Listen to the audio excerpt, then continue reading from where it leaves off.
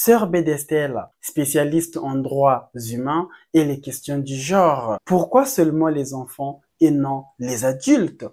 Les leaders de demain, ce sont ces enfants qui sont dans des pays où il y a des guerres. Il est important de respecter les droits des enfants et de porter une attention particulière à leur égard.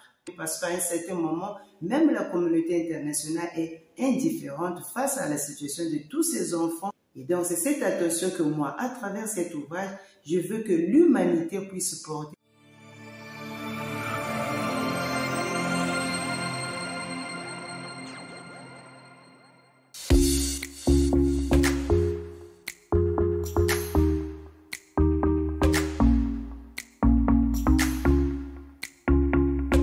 Bonjour à tous et bienvenue sur notre émission spéciale. Ici, on rencontrait l'auteur de la chaîne Client Business TV. Aujourd'hui, nous avons le plaisir de recevoir dans notre studio une religieuse. Bonjour ma sœur. Bonjour Monsieur Clifton. Moi aussi, je suis très contente pour votre invitation à votre canal. Ma sœur, c'est vraiment un plaisir de vous compter parmi nous aujourd'hui dans cette émission spéciale. Vous êtes sœur Bédestel Rita Kimani Musunda, originaire du Congo-Brazzaville, religieuse passionniste et docteur en droit civil de l'Université pontificale du Latran à Rome, spécialiste en droits humains et les questions du genre. Sœur Bédestel, dans notre monde terrassé par les conflits armés aux conséquences alarmantes, vous venez de publier aux éditions Savoir et Connaissance un livre intitulé Les enfants et les conflits armés, entre la réinsertion sociale et la récidive. Ma sœur, pourquoi seulement les enfants et non les adultes? Bien, à la question de savoir pourquoi le choix des enfants, ben, je pense que mon passé aussi a beaucoup influencé cette soif de pouvoir faire des recherches sur les enfants. Parce que avant de devenir religieuse, j'appartenais à un groupe d'apostolat des enfants très connu en République du Congo, les Yomboté. Et donc, mon appartenance à ce groupe a fait que je puisse avoir un souci très majeur de la vie des enfants. Et ici à Rome, lors de la première journée mondiale des enfants qui a été initiée par le pape François, j'ai eu aussi cette chance de pouvoir accompagner les enfants de la diaspora congolaise à cet événement mondial. Au cours de cet événement, nous avions vu comment les enfants du monde, surtout ces enfants qui sont victimes des conflits armés, ces enfants qui sont bafoués dans leurs droits, ont exprimé leur chagrin, leurs émotions. Et c'était très émouvant. Et donc, les enfants, pourquoi? Ben c'est parce que c'est l'avenir de demain. Les leaderships de demain, ce sont ces enfants. Les dirigeants de nos différents pays, les responsables des sociétés, les juristes, la religieuse passionniste que je suis, ben, ce sont de demain, ben, ce sont les enfants. Et moi, je suis restée très marquée par l'hymne qui marquait cette journée mondiale des enfants et le contenu même qui dit « Nous, enfants, nous sommes le renouveau du monde, nous sommes la vie du monde. Nous, enfants, nous sommes l'espérance du monde, la joie du monde. » Et le refrain dit « Nous porterons au monde notre chanson de paix et nous allons donner le sourire à celui ou à ceux qui n'en ont pas. » Et donc, je me posais la question de savoir « Mais qui n'a plus de sourire ?» Eh bien, ce sont tous ces enfants qui sont dans des pays où il y a des guerres. Ce sont côté. Eh bien, les enfants à qui nous voulons apporter le sourire, ce sont ces enfants qui regrettent pour avoir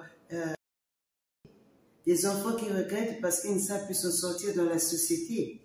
Et donc, ces enfants ont besoin de notre attention.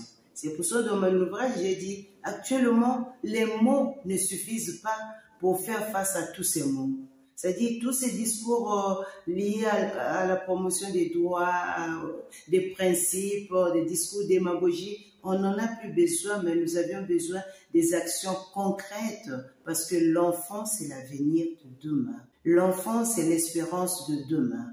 Si nous avons besoin d'un monde de paix demain, il est important que nous puissions porter une attention soutenue à l'égard de ces enfants. Et le préambule de la Convention des droits de l'enfant est clair. Il est important de respecter les droits des enfants et de porter une attention particulière à leur égard. Et donc, c'est cette attention que moi, à travers cet ouvrage, je veux que l'humanité puisse porter parce qu'à un certain moment, même la communauté internationale est indifférente face à la situation de tous ces enfants que l'on utilise, que l'on manipule à cause de leur innocence. Sœur Docteur Rita, pouvez-vous nous donner un aperçu de votre livre? Dans mon ouvrage, je me pose la question de savoir quelles sont les causes qui stimulent ces enfants à intégrer les armées, quelles en sont les conséquences. Et j'ai cherché donc à évaluer l'applicabilité de toute cette arsenal juridique au niveau du Congo-Kinshasa. Et c'est dans cette perspective que j'ai cherché à entrer en contact avec cette dizaine d'enfants, des ex-enfants soldats donc, qui avaient combattu et qui ont vécu l'expérience de la guerre. Et j'ai partagé avec eux un temps et donc je suis arrivée à la conclusion selon laquelle la loi est vraiment, il y a un écart de taille qui existe entre ce que la loi prône et ce que les enfants vivent dans l'aujourd'hui de notre monde. Qu'est-ce qui fait son originalité, étant donné qu'il y a beaucoup d'auteurs avant vous qui ont publié sur les enfants soldats? Oui, il est certes vrai qu'il y a eu beaucoup d'auteurs qui m'ont précédé dans cette recherche liée à la vie des enfants qui ont combattu, des enfants que dans le langage vulgaire nous appelons enfants soldats. Mais en réalité, si nous nous référons au principe de Paris de 2007, le terme approprié, c'est les enfants associés aux groupes et forces armées. Parce que dans ce lot, il faut dire, dans cette catégorie, il y a aussi bien d'enfants, les enfants qui vont au front pour combattre, et une autre catégorie d'enfants qui servent d'aide.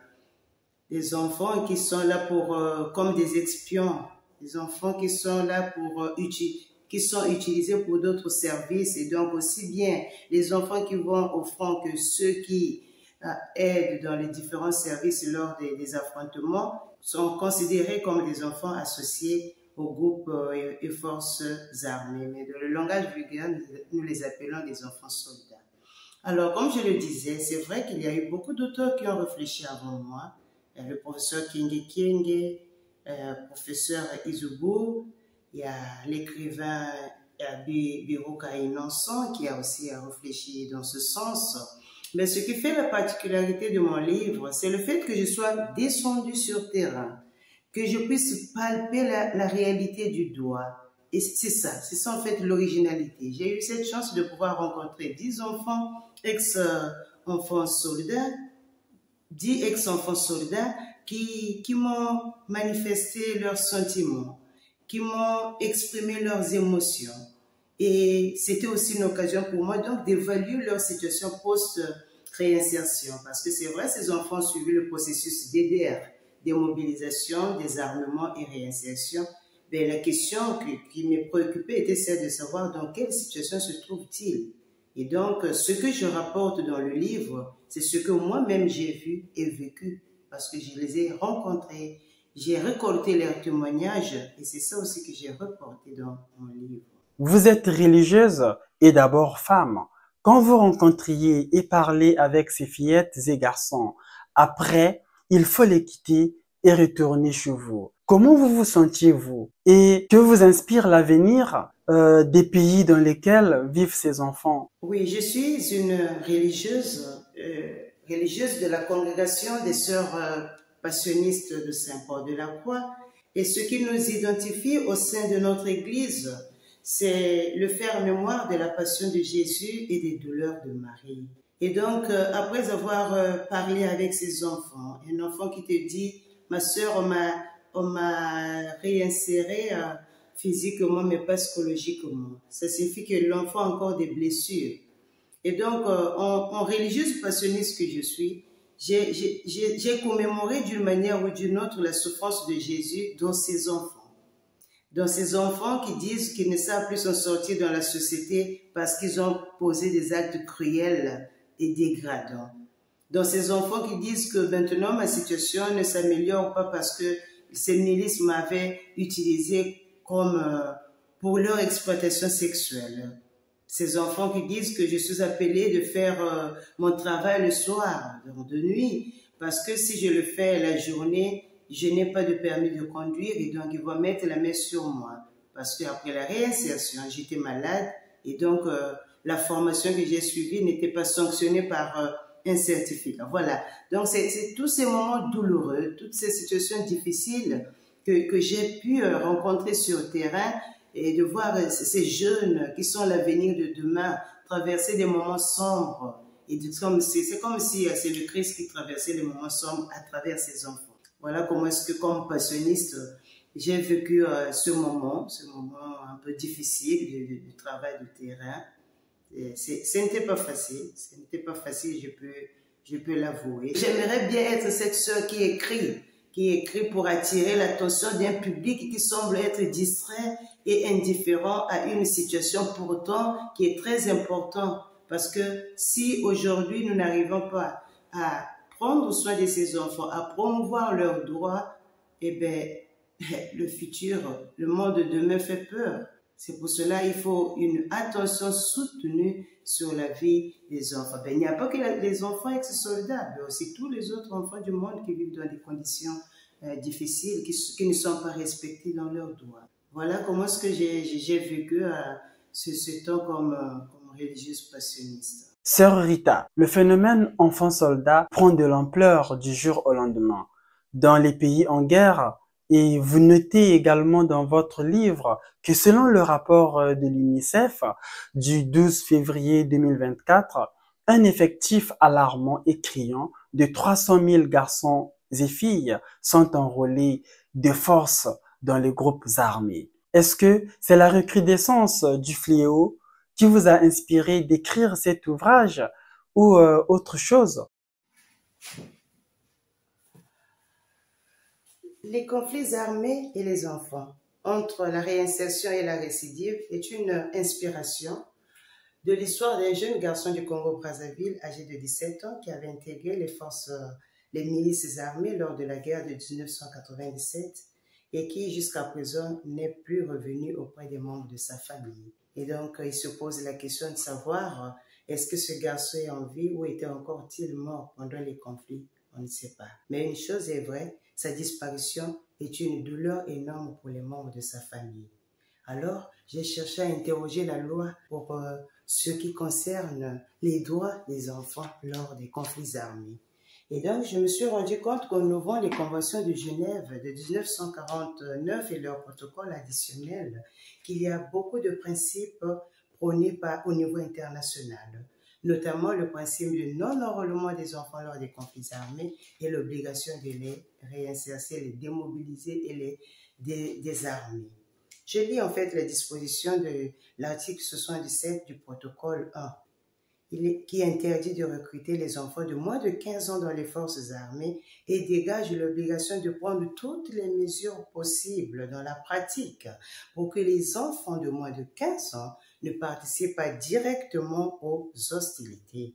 Il en est de même de la Convention aux droits de l'enfant en son article 38 alinéa 2. Les États parties s'abstiennent d'enrôler dans leurs forces armées toute personne n'ayant pas atteint l'âge de 15 ans. Et si nous allons au niveau régional, au niveau de l'Afrique, donc j'allais dire, la Charte africaine des droits et du bien-être de l'enfant, en son article 22 alinéa 2, stipule: les États partis à la présente charte prennent toutes les mesures nécessaires pour veiller à ce qu'aucun enfant ne soit enrôlé sous les drapeaux. Mais qu'est-ce que nous vivons en pratique? C'est tout à fait le contraire, parce que actuellement, avec le rapport de l'UNICEF publié cette année, on se rend compte qu'il y a plus de 300 000 enfants enrôlés dans les forces et groupes armés. Et donc, dans mon ouvrage, je me pose la question de savoir quelles sont les causes qui stimulent ces enfants à intégrer les armées, quelles en sont les conséquences. Et j'ai cherché donc à évaluer l'applicabilité de toute cette arsenal juridique au niveau du Congo-Kinshasa. Et c'est dans cette perspective que j'ai cherché à entrer en contact avec cette dizaine d'enfants des ex-enfants soldats, donc qui avaient combattu et qui ont vécu l'expérience de la guerre. Et j'ai partagé avec eux un temps. Et donc, je suis arrivée à la conclusion selon laquelle la loi est vraiment, il y a un écart de taille qui existe entre ce que la loi prône et ce que les enfants vivent dans l'aujourd'hui de notre monde. À travers ce livre, en passant dans cette émission de la chaîne Clean Business TV, quel message véhiculez-vous à tous nos téléspectateurs qui nous suivent partout? Je dirais voir les mineurs, un effectif de plus de 300 000 enfants dans les troupes et groupes armés où est la guerre, c'est un fait intolérable dans notre société. Car derrière ces chiffres se cache la vie des personnes humaines. Derrière ces chiffres se cache l'avenir de toute une nation et de toute une société. Alors, j'invite aussi bien les sociétés civiles que la communauté internationale de mener des actions en réaction et des actions en réparation. Il est question qu'aujourd'hui, qu'il y ait des tribunes pour enfants où les voix de tous ces enfants qui ont combattu et qui ne se retrouvent pas dans la société se fassent entendre. Il est temps que nous, les adultes, nous puissions faire de sorte que nous ne puissions pas manipuler les enfants parce qu'ils sont malléables, parce qu'ils sont faibles. Comme pour dire, cherchons à réinsérer ces enfants, mais aussi à réunir toutes les conditions pour que leur réinsertion soit effective. Et donc, ce n'est que de cette manière que tous, nous allons militer pour que, au terme enfant, ne soit plus associé le mot soldat. Ce livre, qui s'intitule « Les enfants et les conflits armés entre la réinsertion sociale et la récidive », il est disponible sur le site publibook.com. Vous retrouverez le lien pour ceux qui veulent acheter ce livre dans les commentaires. Merci à tous nos téléspectateurs de nous avoir suivis partout où vous êtes. On se dit à très bientôt.